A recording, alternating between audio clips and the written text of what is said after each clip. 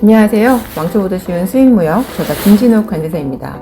오늘은 지난 영상에 이어서 필수 무역 용어 2탄을 준비했습니다. 1탄에서는 무역의 당사자를 부르는 말들, 셀러, 바이어, 익스포터, 임포터, 쉬퍼, 컨사이니, 그리고 노티파이 파티에 대해서 설명을 드리면서 파는 사람과 사는 사람 외에 제3의 당사자가 서류에 등장할 수 있다고 말씀을 드렸고요.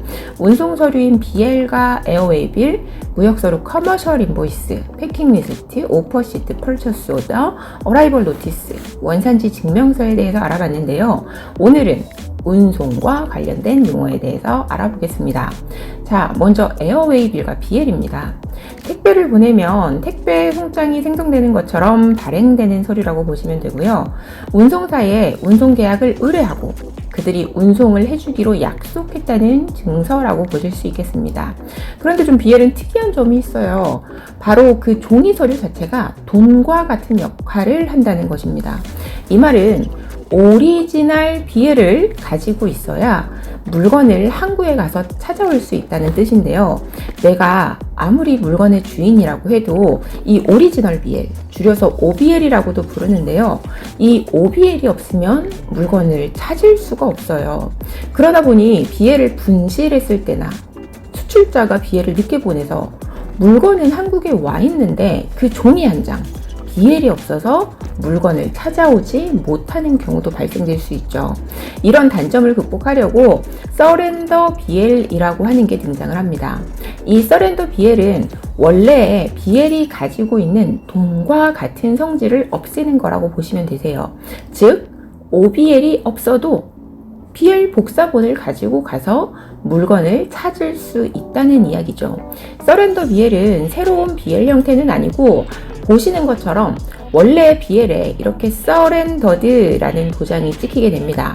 이거를 메일로 받아서 출력해서 가지고 가면 물건을 찾을 수가 있어요.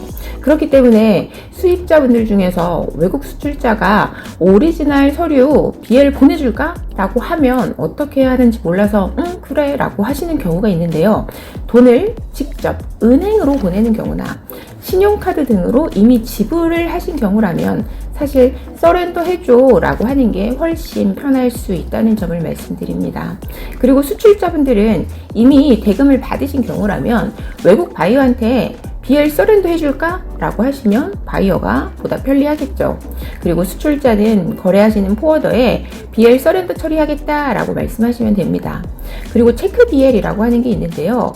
이건 오리지널 BL이 발행되기 전에 수출자, 수입자, 물건 명세 이런 것들이 제대로 쓰여져 있는지 확인하는 차원에서 발행하는 견본이라고 보시면 되겠습니다.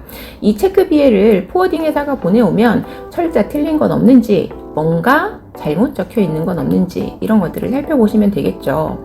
자, 또 많은 분들이 오해하고 계신 게 있는데요.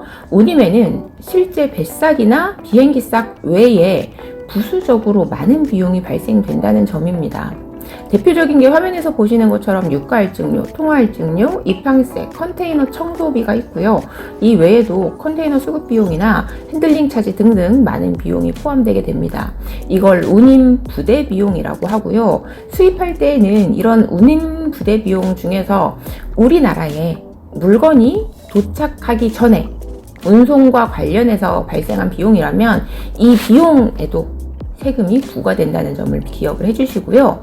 이런 운임과 부대 비용이 적힌 청구서를 운임명세서 Freight Invoice라고 합니다. 이 운임명세서에 적힌 금액을 납부를 하면 딜리버리 오더, 줄여서 DO라고 하는 서류를 내어줍니다. 이거는 이 물건 내줘도 좋아 라고 화물을 운송해준 사람이 외국에서 도착한 그 물건을 보관하고 있는, 항구나 공항에서 보관하고 있는 사람한테 이야기하는 서류라고 보시면 되세요. 이 서류가 없으면 내가 외국에 돈 보내고 사온 물건이라고 해도 물건을 찾아올 수가 없습니다. 참고로 외국에서 수입된 화물을 항구나 공항에 가서 찾아올 땐 BL, DO, 그리고 수입신고가 정상적으로 처리되면 나오는 수입신고 필증이 반드시 준비되어 있어야 하겠습니다. 자, 무역 거래를 하는 물건들은 외국을 왔다 갔다 하는 배에 실려서 운송이 되겠죠. 이 배를 외국 무역선이라고 합니다. 이 외국 무역선은 우리나라를 자기 집 마당을 드나들듯이 막 들어올 수가 없어요. 미리 이야기를 하고 들어와야 됩니다. 이때 적하 목록이라고 하는 거를 우리나라 세관에 제출하게 되는데요. 배에 어떤 물건이 얼마나 어디서 실려서 들어오는지가 적혀 있다고 보시면 되고요. 이 화면은 우리나라 관세청 시스템 유니패스의 화면인데요. 왼쪽 두 번째 BL 번호라고 있죠. 이 BL 번호에 따라오는 적하 목록 내용을 이렇게 확인할 수 있습니다. 우리나라 세관에서는요, 이 적하 목록이 들어오면 심사를 합니다. 쭉 보고 우리나라에 들어와도 좋아, 배에서 물건 내려도 좋아 라고 하는 입항보고 수리와 하선신고 수리라는 걸 내어주게 되고요. 이때 이 물건 뭔가 문제가 있을 수 있겠다 싶은 건 한국에 도착하자마자 우리가 나가서 볼게 라고 지정을 하게 됩니다. 이걸 관리대상 화물이라고 하고요. 여기 화면에서도 확인이 되시죠?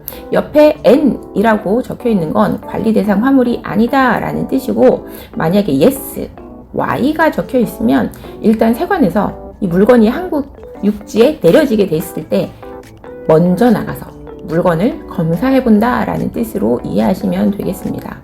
그리고 많이 나오는 용어 중에 FCL, LCL 이라는 게 있는데요. 요즘에는 거의 대부분의 물건이 컨테이너에 실려서 운송이 되거든요. 이때 이 컨테이너에 한 사람의 물건으로만 컨테이너가 채워져 있으면 FCL, 컨테이너에 여러 명의 화물이 들어있으면 LCL이라고 생각하시면 되겠습니다. 자, FCL은 컨테이너가 가득 차야 되냐라고 했을 때 그건 아니고요. 상자 하나만 들어있어도 상관이 없어요. 그런데 배 안에서 컨테이너 한 대만큼의 공간을 차지하게 되기 때문에 그만큼 비용은 비싸지겠죠. LCL 같은 경우는 여러 명이 나누어서 내는 걸로 이해를 하시면 되겠고요.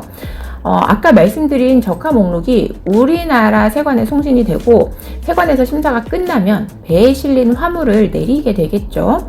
이 화물 양하 작업을 한 후에 일단은 컨테이너들이 CY라고 하는 곳으로 들어가게 됩니다. FCL 화물은 그 물건의 주인이 우리 회사 오는 길은 좁아서 컨테이너가 올 수 없어 라고 하거나, 나는 내 컨테이너에 있는 물건을 두 번에 나누어서 받을 거야 라고 하는 이런 몇몇 가지 경우를 제외하고는 CY에서 바로 세관에 수입 신고를 하고 화물을 컨테이너 채로 반출해 가게 됩니다. 화물을 반출할 때에는 앞에서 말씀드린 BL, DO, 수입 신고 필증이 필요하겠고요. LCL 화물은 CFS로 가게 됩니다. CFS는 보세 창고인데요. 컨테이너 하나에 여러 명의 화물이 있다 보니까 각자 세관에 수입 신고하는 시기도 다를 거고 가야 하는 곳도 달라서 구분해서, 주인별로 구분해서 보관할 필요가 있잖아요. 그래서 이렇게 사진에 보시는 것처럼 컨테이너를 보세 창고 앞에 가져가서 이렇게 컨테이너를 열고 화물을 꺼내서 이렇게 보세 창고에 구분해서 보관을 하게 됩니다. 그리고 수입 신고를 하고 수입 신고가 정상적으로 처리, 이거를 수입 신고 수리라고 하는데요. 수입 신고가 수리되면 BL, DO, 수입 신고 필증을 가지고 가서 물건을 찾아올 수 있겠습니다. 오늘 이렇게 기초 무역 용어 2탄을 준비했는데요. 많은 분들께 도움이 되기를 바라고요. 다음 영상도 기대해 주세요. 감사합니다.